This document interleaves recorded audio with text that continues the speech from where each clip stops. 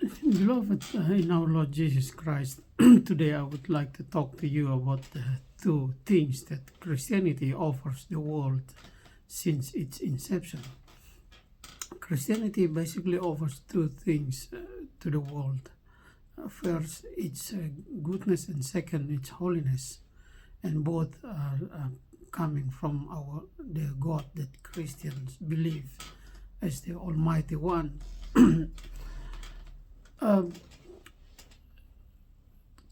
Concerning goodness that or kindness that Christianity offers the world, it's been quite well known that many good things have been done by Christians, organizations, or individuals all over the world, all through the ages. Right now, we understand that there are many Christian hospitals, Christian schools, or even universities that spread throughout the globe and have helped and have been still helping so many people to improve their life and their well-beings.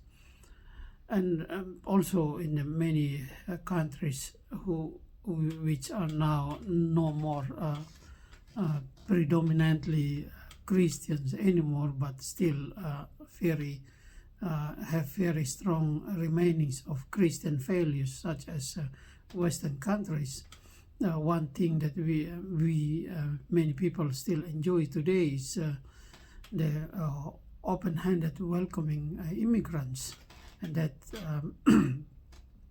is also a positive attitude that is inherited from Christian values since years ago, when Christianity was still so dominant in the lives and cultures of Western nations.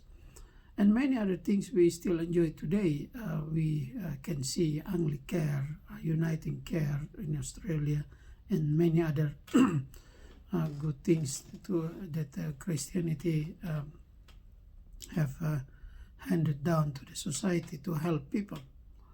And I haven't really heard anybody very negative or has a negative response or to those kind of charity actions that being done by Christian organizations or even individuals. But as soon as Christianity offers the other side, the other aspect to the world, which is holiness, then I can say majority of the world population refused it. They refuse because they feel threatened by the holiness of the God that Christians believe.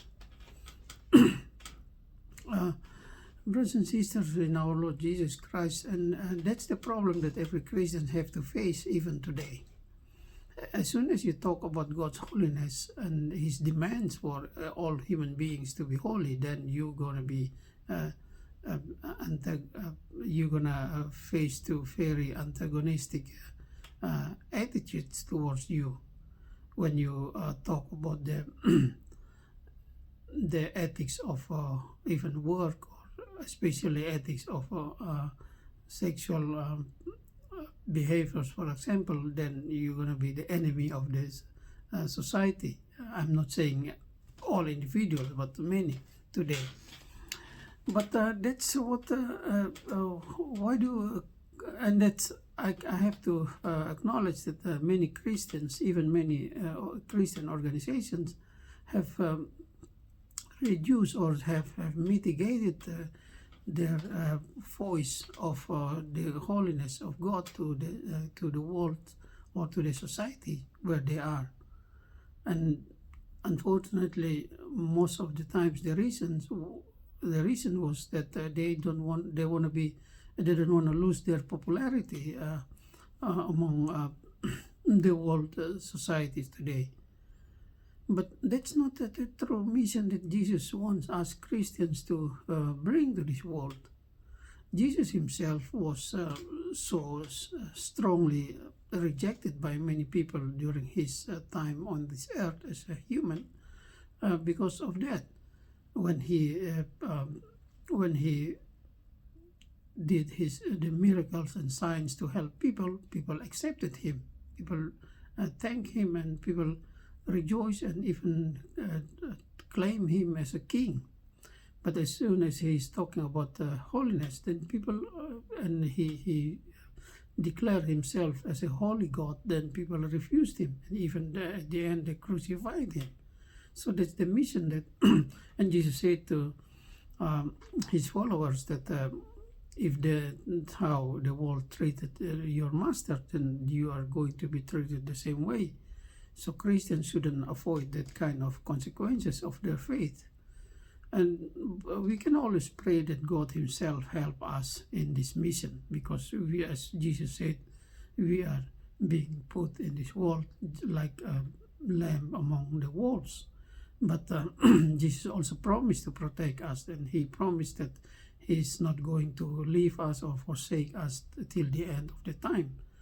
So the world is not going to change. They still would like to accept the goodness that Christianity offer to them, but they're still going to refuse the holiness that Christianity demands from the world. So what we have to do is to keep going with our testimony, because Jesus himself has ordered his disciples and all of us to testify to his gospel to this world.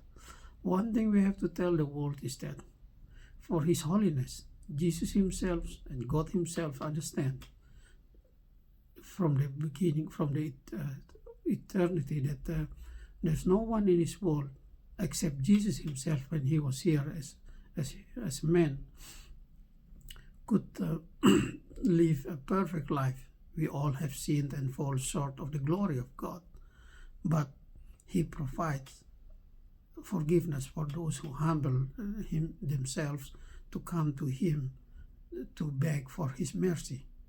So the only thing we have to do is that don't expect ourselves to be as holy as God actually demands by our own power, but come to him, humble ourselves before him.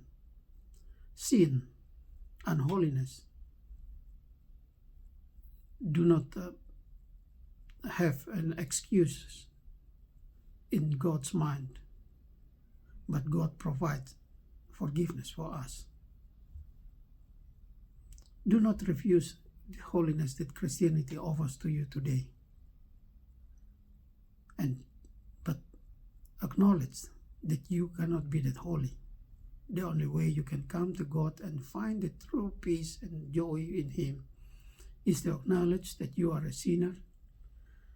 Come to him, ask him for his mercy and forgiveness, and he will give you the blessings of joy and forgiveness that you could never imagine. God bless you all.